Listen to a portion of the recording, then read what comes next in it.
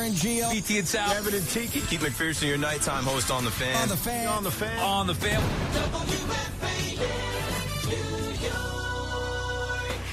It's WFAN Daily, hosted by Pete Hoffman.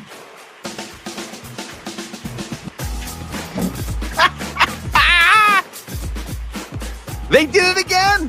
How about that? The New York Mets have found their next ace. There was Tom Seaver. There was Doc Gooden. There was Matt Harvey. There was Jacob DeGrom. And now there is Nolan Mlan. And Nolan Mlan has done something that I'm trying to think of how many other Met pitchers this year have gone 8 innings. I believe one pitcher has did David Peterson get a complete game? I think maybe he did. Back-to-back games of going 7+ innings. I mean, it's just David Peterson. That is it. That is who has done that. But in 3 games, Nolan Mlan has impressed, has been lights out, hasn't looked rattled at all. He came in here on a team that was scuffling. I think they had lost or had won maybe 4 out of 17 games or 3 out of 17 games, whatever it was. It was a terrible stretch. And he came in the first game versus Seattle, and he shut down a good Seattle Mariner team. And he looked the part.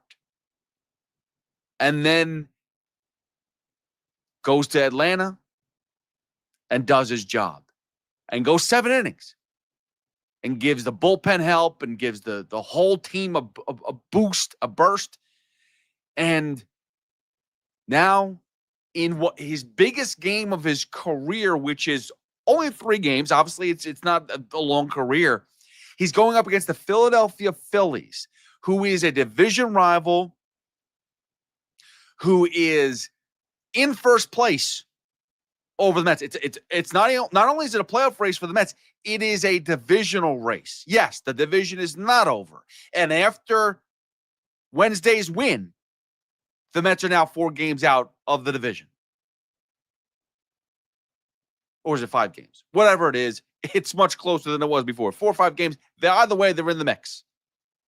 And the New York Mets found their grimace.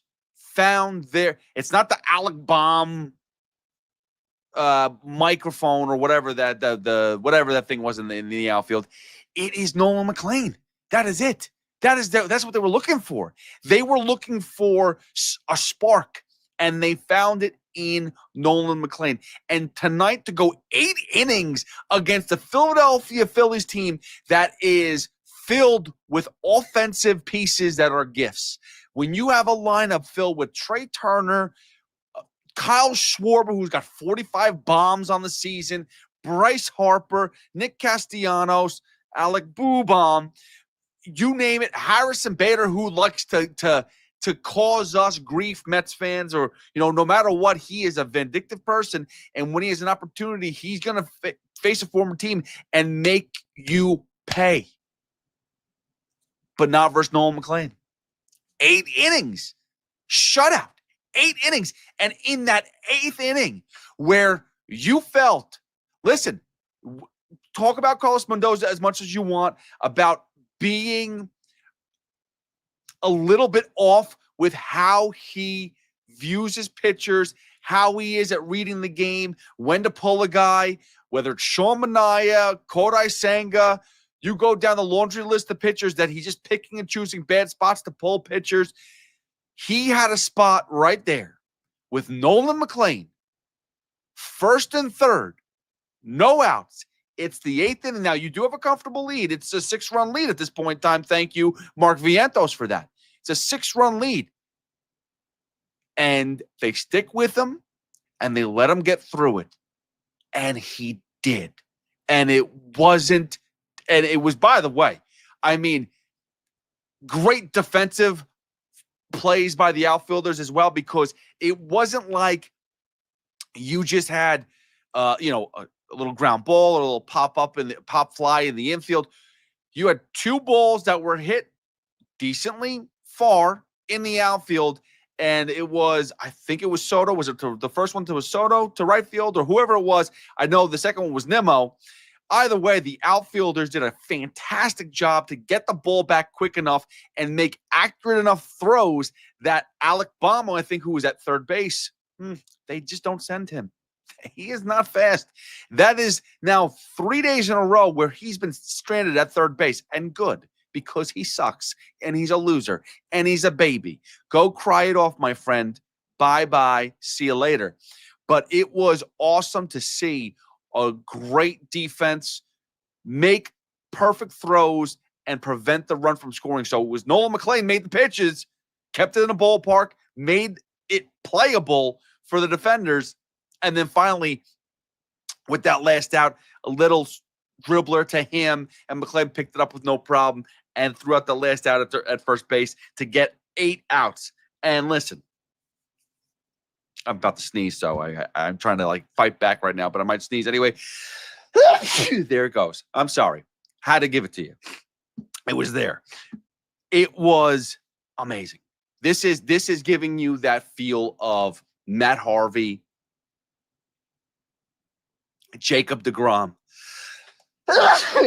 My allergies have been killing me right now, so I am feeling like this is the worst time to attack me, because I'm so pumped about Nolan Mlan. I'm so pumped about the fact that I can't do anything about it. This has been 2 days of allergies. This has been 2 awful days of allergies right now, and I can't stop myself from sneezing. This has never happened on air, thank God. But in my house right now, I've been sneezing like a champ. It's not good. I apologize. Kind of. Not really, because Nolan Mlan is the man. All right, let's go through his numbers right now. Nolan Mlan, who, again, has been 3 games, 3 wins, first pitcher ever by a New York Met to go his first 3 games and get 3 wins, 3-0. I mean, the win-loss, we know that's been thrown out, like win-losses in general in baseball. They've been minimized. It's not as fantastic. But to think about where the Mets have been, and he's come in and given you 3 wins, it's been fantastic. By the way, Mark Vientos, need to tip the cap to him too, because Mark Vientos has been on fire, 10-game hitting streak, 15 RBIs. Actually, no, 17 RBIs in those 10 games. He has been locked in. And I brought this up on social media, and I asked the question, and you can answer it now rhetorically, because I'm not going to be able to see your comments. But if today you had to make a choice, who is your third baseman? Is it Mark Vientos? Is it Brett Beatty? Is it Ronnie Mauricio? We all know Ronnie Mauricio has hit a skid, not because of what Ronnie Mauricio has done. Let's be serious. Ronnie Mauricio hasn't had enough sample size yet. He came off of injury, got called up, and he just hasn't had a big sample size. If you want to sit there and criticize this, Ronnie Mauricio isn't good enough. He's barely played. Has he had 100 games yet in the majors? No. I don't even know if he's had 100 at-bats. He has not had a big enough sample size. So I can't really judge what Ronnie's going to do, even though I do think he's going to be the best of the 3. I think there's a lot for him to unravel and uncover. However, at this point in time, if you had to make a decision between Vientos and Beatty, where are you going? If you can only keep one, who are you keeping? And we've seen this Mark Vientos before. This is not the first time. He carried us in the playoffs. He carried us to the playoffs. 27 bombs last year. Yeah, he had a huge sophomore slump. And I think we talked about it. It was Gelbs, Steve Gelbs, who said it. He changed his approach in the beginning of the season because he wanted to win a Silver Slugger, and that backfired.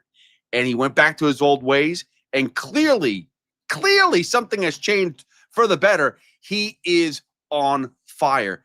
And this type of, with Mark Vientos hitting the way he does, listen, going through that 3rd inning where was first and third, base hit by Lindor. First and third, base hit by Soto. Second and third, because Soto then steals a base. Pete Alonso, base hit. Boom, boom, boom. 3-0 lead. Everybody is contributing offensively. We saw the other day with Torrance having a huge game. We've seen so many players on this team. Tyrone Taylor had a good day the other day, especially in this series versus the Phillies. Everybody has had a piece of something. Pete Alonso, clutch RBIs, as always. It's been awesome to see everybody be a part of the just demolishing of the Philadelphia Phillies. But let's go back to Nolan Mlan real quick, because we'll get to locking up Vientos in a second. Because maybe that's something that they should do. Okay, even maybe Nolan Mlan. The Baltimore Orioles, and I know this is ballsy and this is different. It's the Orioles and their low market and whatever. Their catcher, did he play 8 games? He was barely called up, and they offered him, I think, an 8-year deal, and he signed, and they locked him up. The New York Mets have now Mark Vientos, and you heard Brandon Nimmo talk about Brett Beatty is going to be here for a long time. Well, is he signing a contract anytime soon? Do we know that for a fact?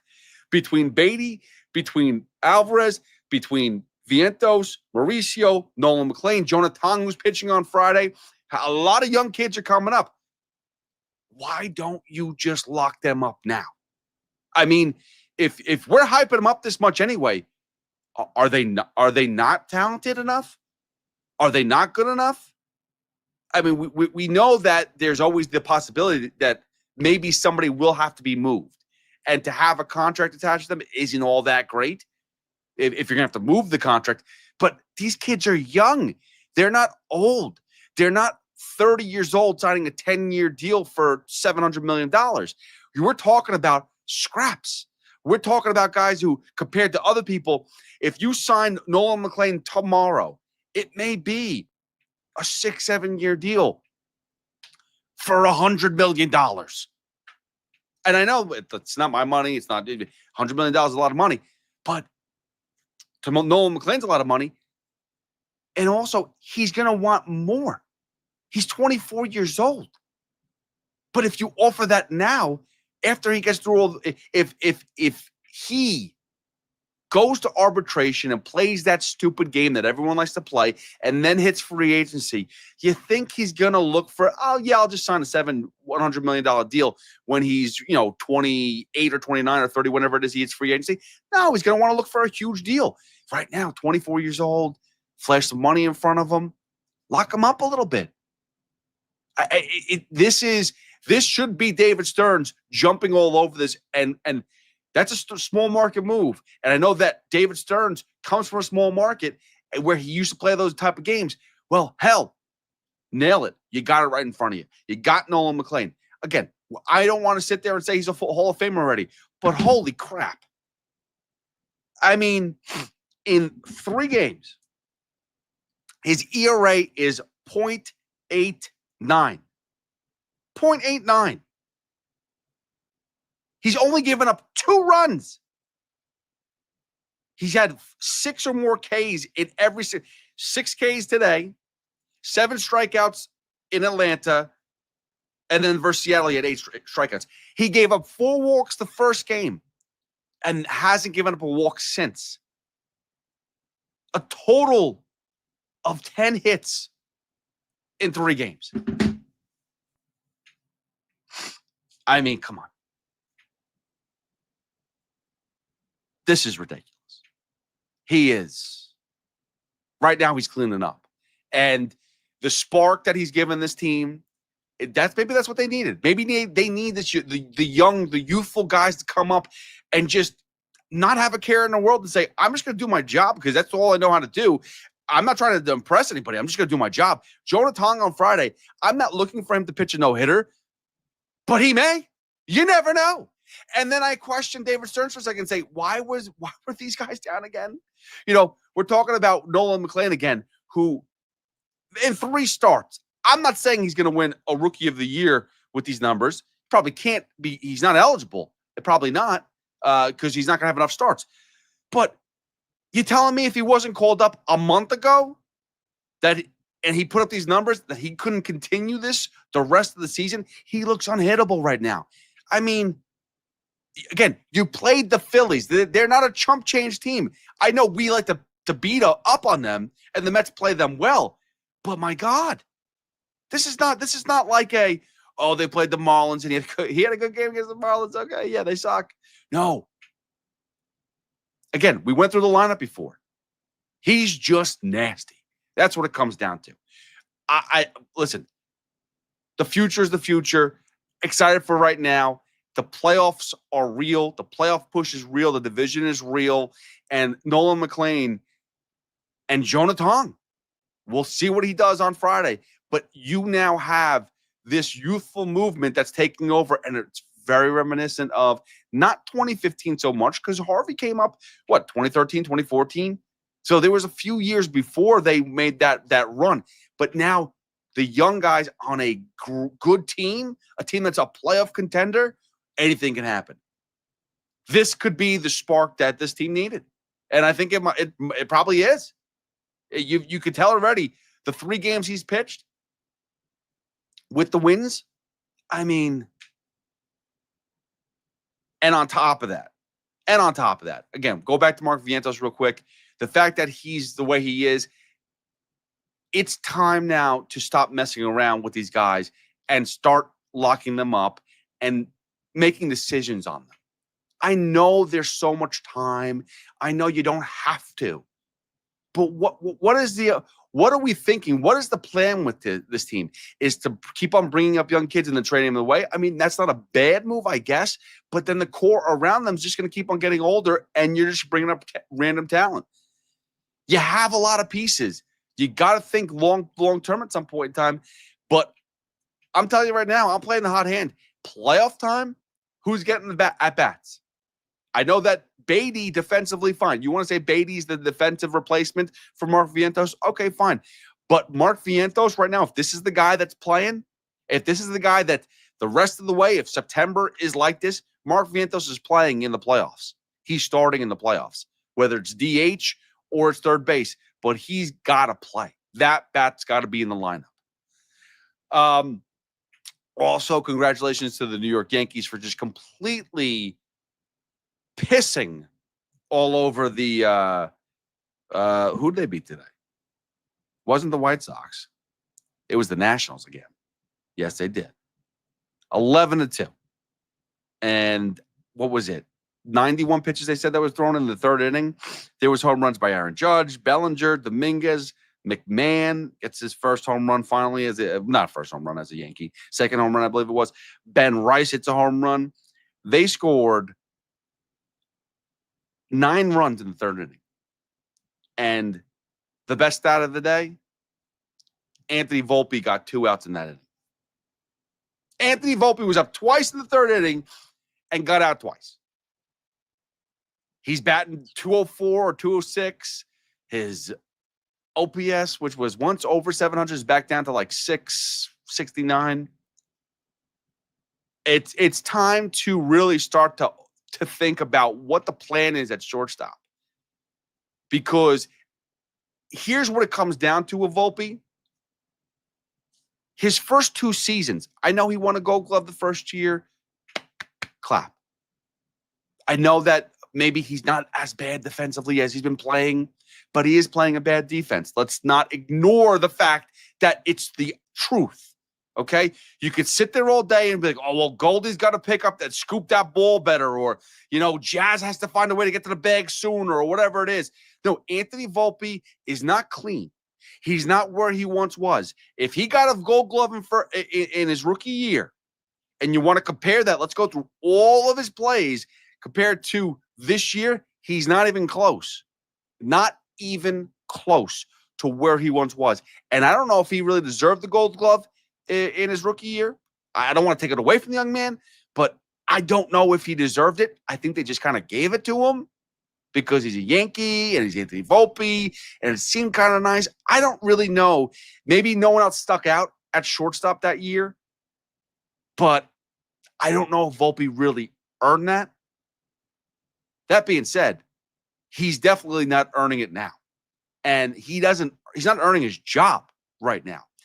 And the offensive production that he's put up has been identical every single year. He's hitting about 200, low 200s, like 200s, and his OPS is always sitting around 666. And I'm not an OPS guy. I don't care so much for OPS. I just want to know in a big spot, like last night when the Mets walked off the Phillies, which I was at, and I was very happy about that. And I'm not trying to make this Met Yankee thing, but when Brandon Nimmo was at the plate and the bases were loaded and there was no outs, in the back of my head, I'm like, Brandon Nimmo's been striking out a lot. He hasn't been making as much contact as I'd like him to. He swings for home runs and he misses. Let's just get a piece of this ball. Let's get a sac fly. That's all I was looking for. And to his credit, he even admitted, he's like, the fact that everyone got a base hit before me allowed me that I knew I didn't have to do a lot. I just needed to get a piece of the ball. I knew which side of the field I wanted to try to get it to instead of went up the middle. But he knew what he wanted to do with it, and he knew he didn't have to do much.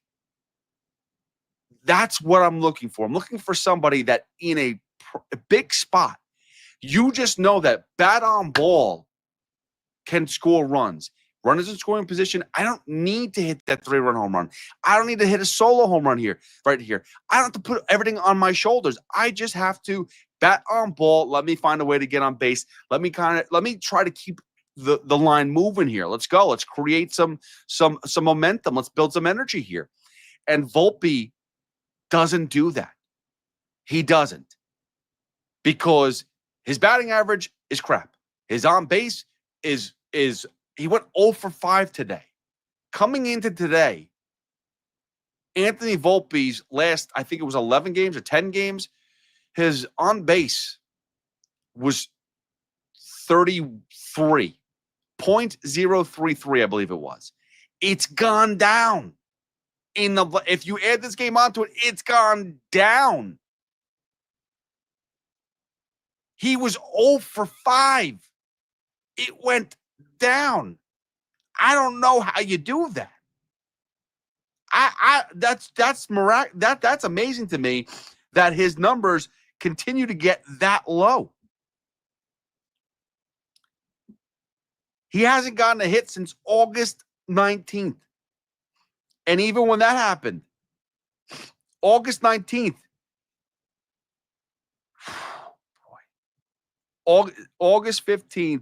he started his offers. So between August 15th and today, he's got one hit. It was a double. That was nice. And he hasn't walked. That is crazy. I don't know how you allow that. I don't. And his defense isn't good enough to continue to play that position either. So that's where I think Cashman failed at the deadline. But anyway, Yankees won. That's the most important thing. Mets won. That's the most important thing. And playoffs are still. Playoff season's right ahead. Got a month to go. August 27th, as I'm recording this, you got a month of games left. It's crunch time. It's going to be fun. Yankees have an easy schedule, so they should, with no problem, find a way to get back in that division. And with the Mets, I think 4 games are left with the Phillies. You got 4 games against the Marlins. Let's be serious here. We know the Marlins like to screw things up here and there for the Mets all the time. So I'm not going to sit there and say that they're going to be an easy sweep here, but it would be nice. If you can win 3 out of 4, I would like them to obviously sweep, but if you win 3 out of 4, that puts you in a good spot too. Just keep on moving the line, keep on winning games before you go back on the road. But the Yankees are in a great position to get back into that division and win it. I mean, that would be amazing for both New York Mets and New York Yankees to win their division after the way they've played July into late August. And that would be miraculous for both teams. All right. Thank you for listening to another episode of WFAN Daily. I am Pete Hoffman. I appreciate you for following me at Hoff WFAN on all social media. If you like and subscribe to YouTube, that'd be cool too, because we do this stuff all the time. And by the way, this is for all the Mets fans out there that were watching this live or listening to this and going, oh, where's the Rico? The Rico is going to come as soon as possible because Evan Roberts is driving home right now from Citi Field with a huge-ass smile on his face, getting excited to talk about Nolan Mlan. So I guarantee it's going to happen. It's just going to happen a little bit later on this evening. So if you're watching live, stick around. We'll be back in a little bit with the Rico Brogna episode 350. What is it? Oh, no, sorry, not 350. 538. There you go. 538. 538 episodes. It's pretty nice. So we'll get into that more. We'll get into the more deep dive with the Mets as only Evan Roberts can. So we'll do that coming up a little bit later. If you want to, you can always download the Odyssey app, listen live to whatever's going on right now. You can listen and find all our podcasts. There are a ton of things to do on the Odyssey app, so go do that. But again, like, subscribe, all that stuff. Wherever you get your podcast, you could find WFAN Daily with Pete Hoffman. You can find all of our podcasts.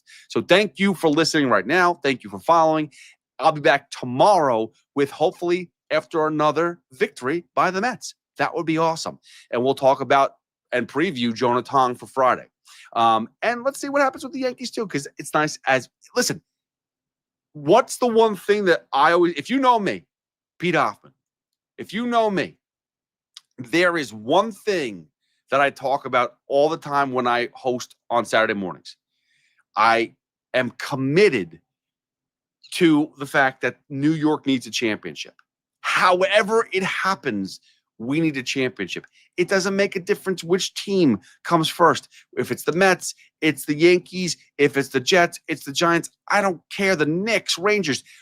We need to celebrate as a city, as a state, as the tri-state. We need to celebrate. So I'm telling you right now, the more the Yankees win, the better. The more the Mets win, the better. And if it's a clash of Titans in the World Series, fantastic. But at the end of the day, the Mets or Yankees need to be in the World Series. That has to happen, okay? We need an opportunity to win a championship so we don't have to watch teams like the Boston Celtics, the Boston Red Sox, the Houston Astros, all these other teams that we can't stand. I don't want to watch them celebrate anymore. I'm done. I'm done seeing other teams pop champagne. The LA Dodgers, I don't want to see it. Shohei Ohtani anymore celebrate. He gets awards all the time for doing nothing. I don't need to see it anymore. Yes, we know that you can hit, and we know that you can pitch. Congratulations. How about you go out there and catch a fly ball in the left field? How about you do that? That'd be more impressive to me. All right. On that note, guys, I'll see you. If you're watching live and you stick around, I'll see you a little bit later on with Rico Brogna. Otherwise, you could also flip on the Rico Brogna after you listen to the WFAN Daily. Otherwise, I'll see you guys tomorrow with Mark Malusis filling in for BT and Sal, 10 a.m. on the Fan. And then obviously we'll be back with WFAN Daily later on in the evening. Thank you again for listening to WFAN Daily. And don't forget to follow me at Hoff WFAN. I will see you guys later. Peace.